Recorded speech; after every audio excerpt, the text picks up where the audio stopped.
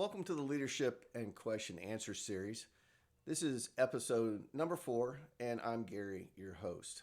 Each week, I try to get people to email me or leave a comment on the YouTube page where I can get some information from them on a question that they have where I can answer that for them. And I try to focus and centralize around leadership questions. I had a couple come in this week. One was something that's kind of near and dear to my heart because I was a part of it. And the question was, what is your best advice for senior leaders making the transition from the military to civilian life? Well, there's a lot of things. And first of all, I don't believe the military provides adequate transition information to anyone.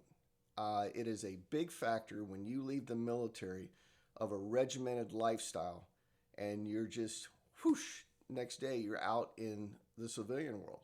Well, there's a lot of things that change. People don't react to you as fast as they did in the military because they don't have to. They're not taking orders from you. And that can frustrate you and it can drive you crazy. A lot of people go to an organization and they feel they don't fit in because they've been a leader for 20 plus years in the military if they're a senior leader. And leadership is not done exactly the same way in the civilian side of things. So this is a big thing for senior leaders when they move on, because they feel that they can't adjust properly. And it's not their fault.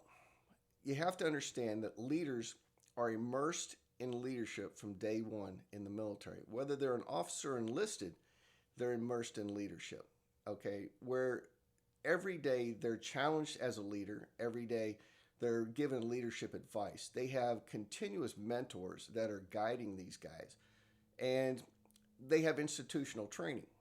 The military wants a fantastic leader, a dynamic leader who can lead in garrison, which is in the states doing their own thing, and they want them to lead in combat. Two different big things, but if you can master leadership in combat and in garrison, then that's what the Army wants, the Marines, all branches, the Navy, everybody wants that leader. When you come out into from the military into the civilian world, leadership is really not a forefront of any organization. They don't immerse you in leadership. They put you in a cubicle, for instance, and you just trudge along until there's an open position. Now you're in charge. And when you're in charge, you don't know what to do because you've never been given any formal training. You've never really had any mentors. They just want you to shove along, keep productive, and be a participant in the company until you in that leadership position. Where I think this is a big failure. I've written a few articles on this, and this is where I try to help businesses out, because the military leader coming out has so much value to offer your company, but there's also so much resentment in that company because they walk on some civilian leadership because civilians are not trained. So my best advice is for anyone is try to assess the situation when you come out of the military and go into a civilian corporation. Unless you're working for yourself, it's very hard to maneuver that transition. This is where I've seen senior leaders become depressed and then they squander. And it's not their fault. It's the organization's fault for not preparing the people. So it's two different apples and oranges when it comes to leadership. I feel very strongly about this. I've seen in the past where, it's a sensitive subject, but people have committed suicide for the simple fact that they felt they couldn't adjust. And really, again, it's not the military's fault because the military spends millions of dollars teaching leadership, where a company will barely pay for one person to get a full day of training. So my best advice for any senior leader getting out is try to prepare yourself You have to be flexible. You have to understand the organization. And you also need to speak to the senior leaders when you're in that position of the new position in the company. So you have to talk to the HR. And when you work for somebody who doesn't have the leadership skills that you do, it can become frustrating. So talk to them and see how they can help you adjust and how you can actually be an asset to them. Because if you can work that out, there won't be animosity. And so, my biggest thing for senior leaders to get out is the Army doesn't prepare you, so prepare yourself. And this is where people like myself can help you because you can reach out to me. I've been in major corporations, I've been in startups, and I see what goes on out there. When I go to a company today to put in a leadership program, it's if I was doing this today, getting out of the military after my 20 years, it would frustrate me to death. But I completely understand how civilian corporations and businesses do things. So I have more empathy, and that's what we got to do. So hopefully I answered that for you. But senior leaders need to be flexible. They need to prepare, and life is not the same in a civilian corporation as it is in the military. But don't let that deter you. Don't go into depression. You have a lot to offer. You got to figure out how to make that offer sustainable. So, like I said, there's people like myself and others out there that you can reach out to, and that's the goal. So, hopefully, I answered that well enough for you. If not, again, you can always email me, Gary at GarySilverthorne.com, or send me or book a meeting on my website. Either way. Let's see, the next question I had was, how do I overcome imposter syndrome? So I'm going to read the definition of imposter syndrome. Imposter syndrome is a physiological pattern in which individuals doubt their accomplishments and have a persistent fear of being exposed as a fraud, despite evidence of their competence and their achievements. Okay, so this does affect a lot of people.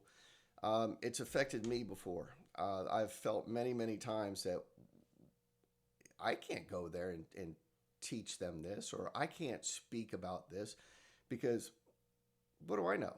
Well, that's not really true. And that is imposter syndrome. And so you don't want to be a fraud.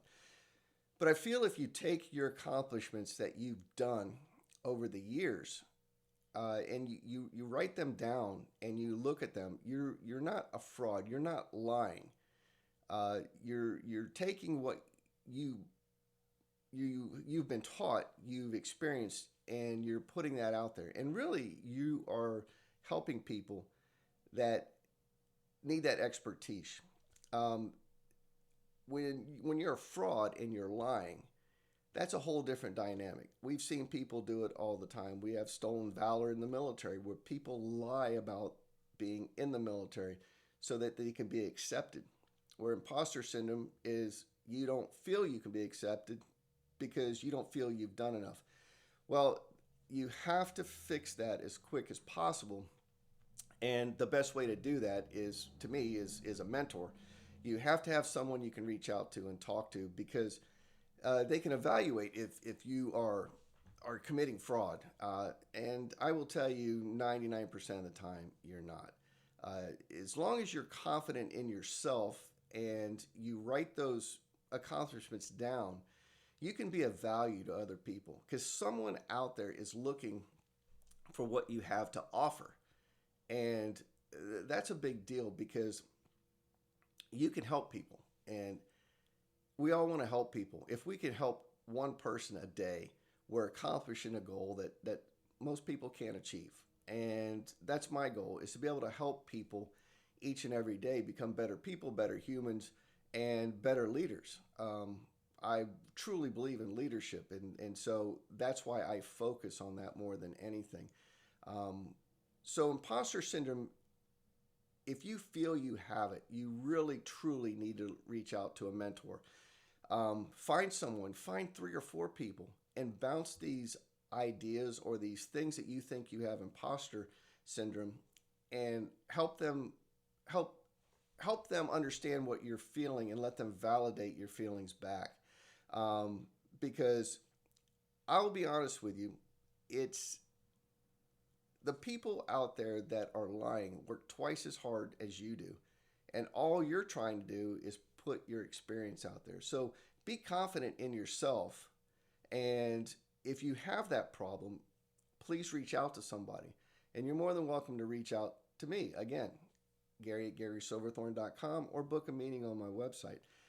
I want to be able to help people, but imposter syndrome can lead to a very high state of depression, and you don't want that. We already have enough depression in the world as it is today because people aren't taught to be confident when they're younger. And so I implore you to reach out to someone.